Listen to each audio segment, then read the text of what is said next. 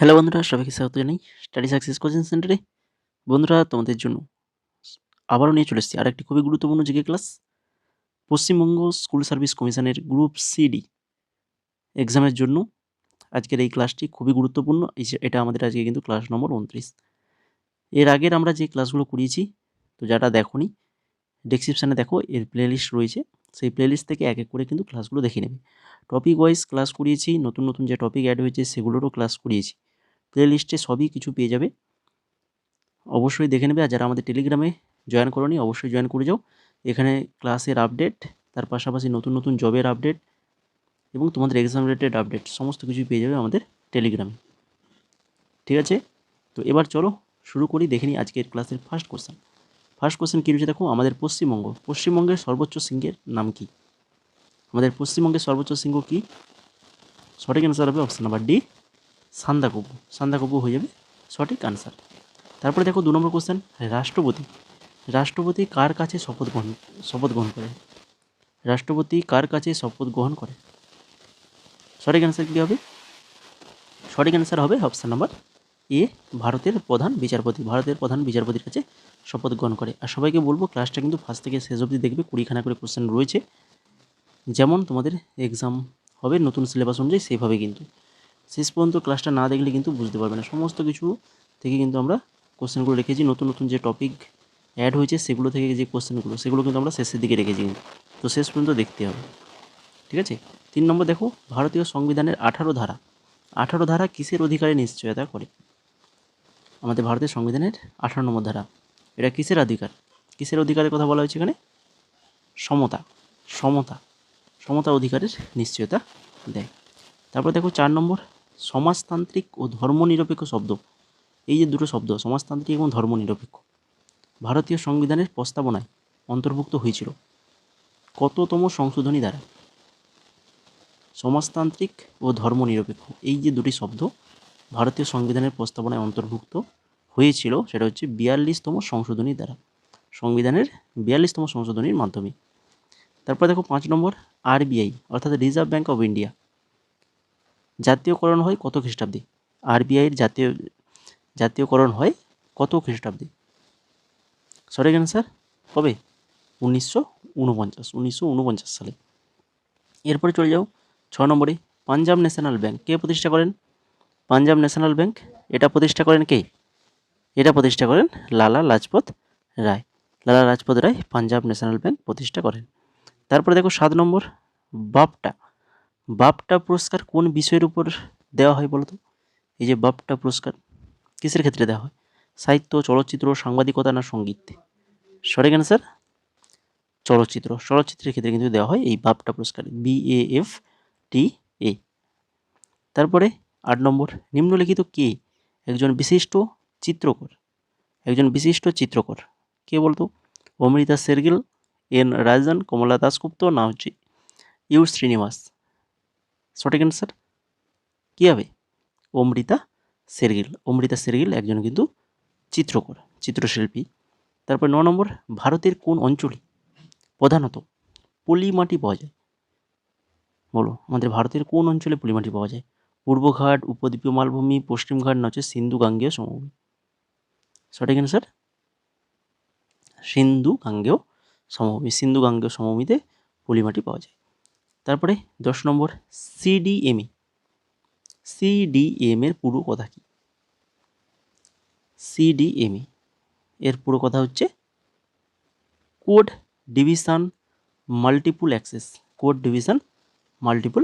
Access.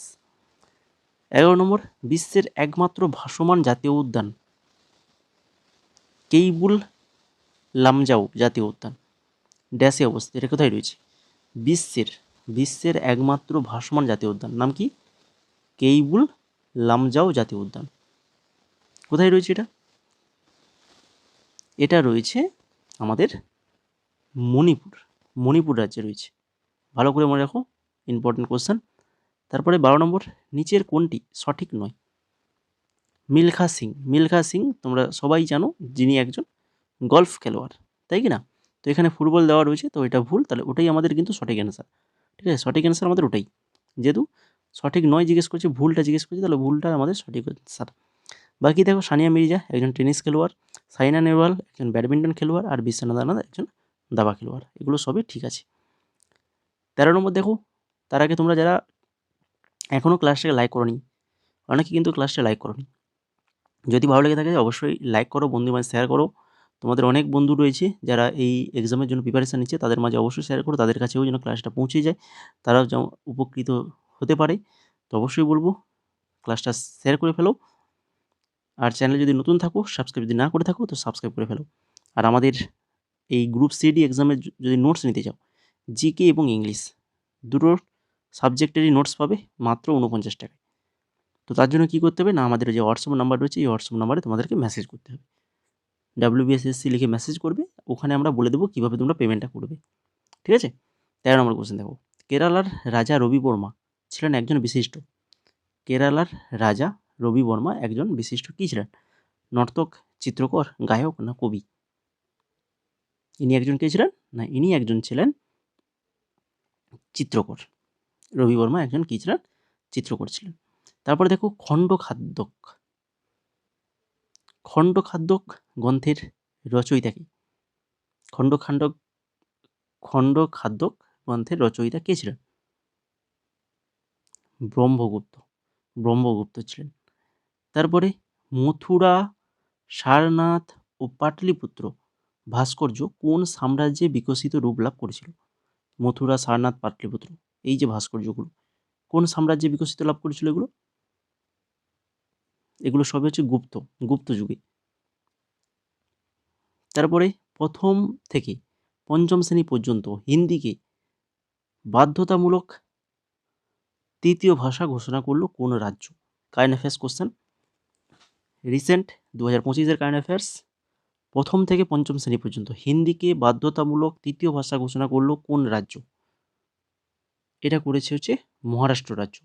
Option number C সঠিক answer, Maharashtra. তারপরে পদ্ম পুরস্কারে ভূষিত বিশিষ্ট সাংবাদিক রাম বাহাদুর রায় কোন পুরস্কার পেলেন? পদ্ম পুরস্কারে ভূষিত বিশিষ্ট সাংবাদিক রাম বাহাদুর রায় কোন পুরস্কার পেলেন?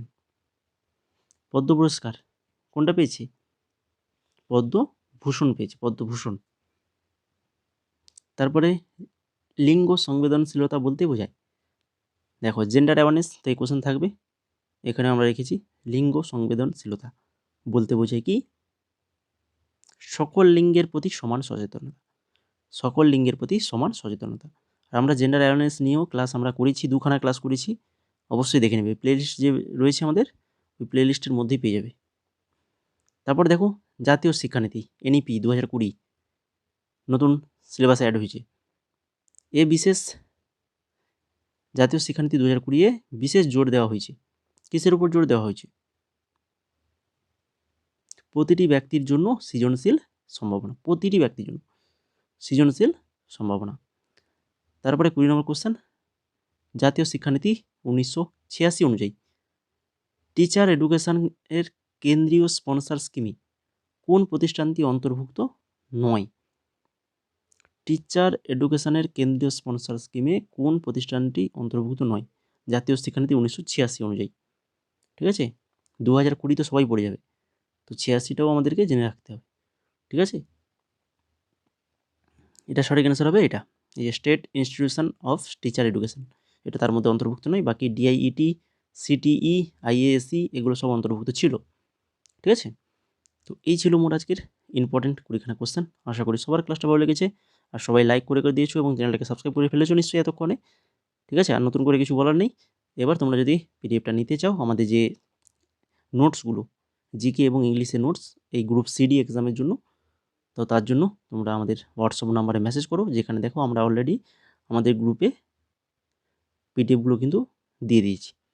তোমরা পেমেন্ট করলেই তোমাদেরকেও আমরা এই গ্রুপে অ্যাড করে দেবো, এখান থেকে তোমরা ডাউনলোড করতে পারবে, তোমরা প্রিন্ট আউট করতে পারবে।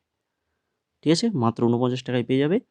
এছাড়া আমাদের আরও অন্যান্য এক্সামের পিডিএফ রয়েছে, প্রিভিয়াস ইয়ার কোশ্চেন, সমস্ত কিছু previous year question with extra details set করা রয়েছে, যার জন্য আমাদের এই পিডিএফগুলো প্রত্যেকটা এক্সামের জন্য ইম্পর্টেন্ট। এক্সট্রা ডিটেলস সব থেকে ভেরি ভেরি ইম্পর্টেন্ট, কেন ওইগুলোই তো কোশ্চেন ওরই মধ্যে থেকে আসবে। এক্সট্রা ডিটেলসগুলো যদি ভালো করে পড়ো, কোশ্চেনগুলো ভালো করে পড়ো, তো ওর মধ্যে থেকেই তোমাদের কিন্তু এক্সামে কমনগুলো পেয়ে যাবে। এই জন্য প্রত্যেকটা প্রিভিয়াস ইয়ারে আমরা কিন্তু এক্সট্রা ডিটেলস দিয়ে প্রিভিয়াস ইয়ারগুলো বানিয়েছি। তাছাড়া কারেন্ট অ্যাফেয়ার্স 2024-25 কারেন্ট অ্যাফেয়ার্স তোমরা পেয়ে যাবে খুবই স্বল্প প্রাইসে। সমস্ত কিছু পিডিএফ প্রাইসগুলো আমাদের এখানে লেখা রয়েছে, দেখো এক এক করে দেখতেই পাচ্ছ, খুবই স্বল্প প্রাইস। যদি নিতে চাও, যে পিডিএফ নেবে সেটা লিখে আমাদের এই হোয়াটসঅ্যাপ নম্বরে মেসেজ করবে।